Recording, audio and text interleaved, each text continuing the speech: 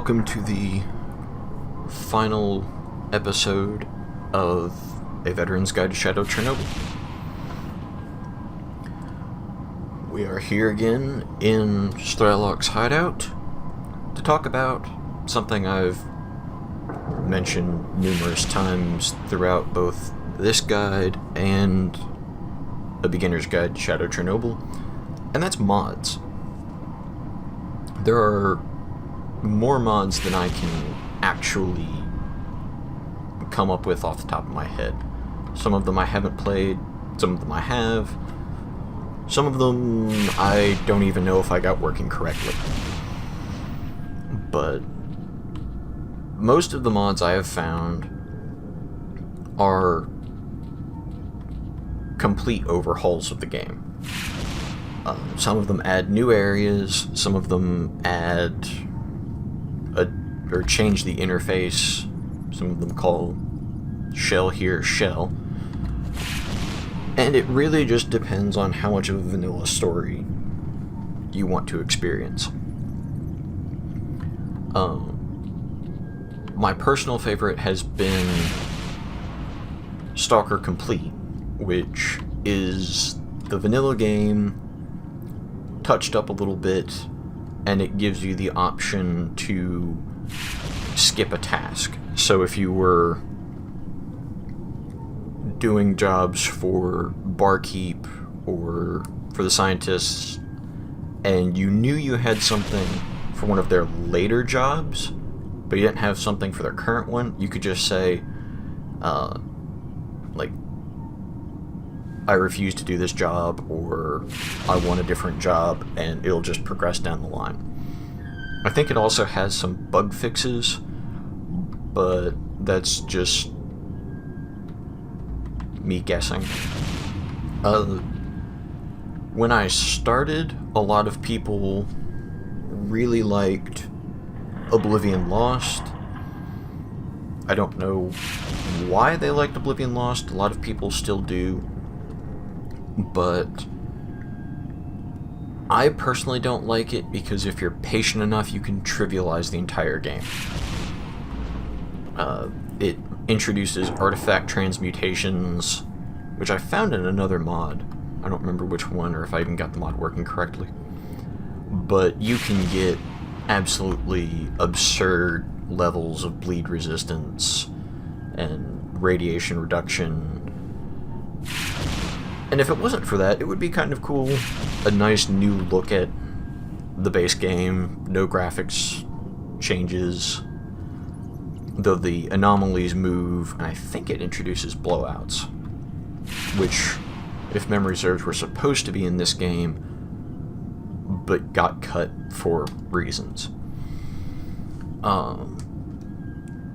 One that is relatively recent, and I haven't tried my luck installing, has been Call of Chernobyl, which apparently mixes some stuff with Call of Pripyat and Shadow Chernobyl.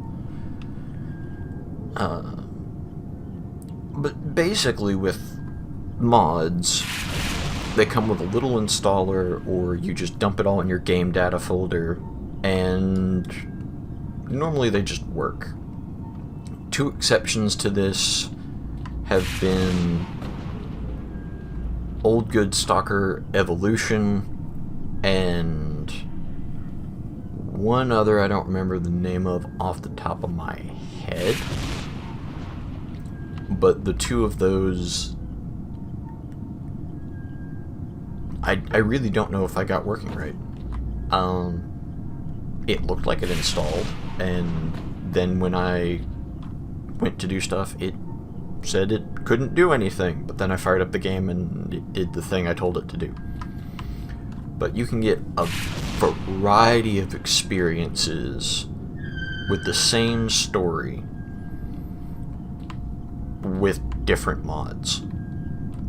I think there are some mods that you can install alongside others. Otherwise, I'd only say install one of the really big mods and see if you like it, and then run with that one for a while. they're just a nice change to the base game.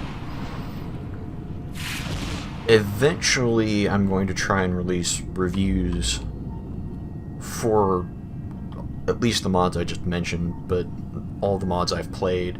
Autumn Aurora is another one that I would definitely say is worth playing.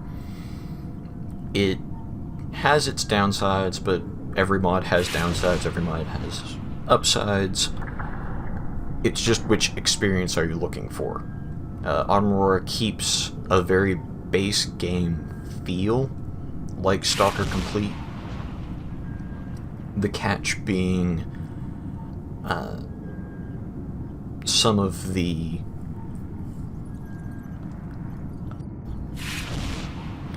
things that you would expect to work a specific way, like medkits, bandages, food, all just have slightly different mechanics. There's new items that you can utilize, but everything just kind of rounds out, and it still feels like Shadow of Chernobyl.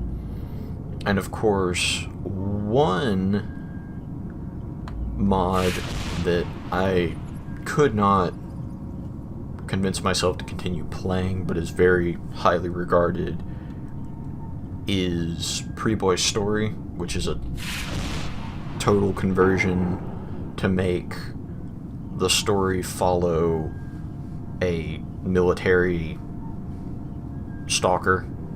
Like, you end up becoming a stalker and poking around in the zone. But the long and short of it is, if you don't think Shadow of Chernobyl has anything more to offer, take a look at the mods. I would just say go over to ModDB and poke around for a while. There's probably going to be something that at least sounds interesting enough to install. But with that, I don't really have anything else to say. So, good hunting, and I will see you guys next time.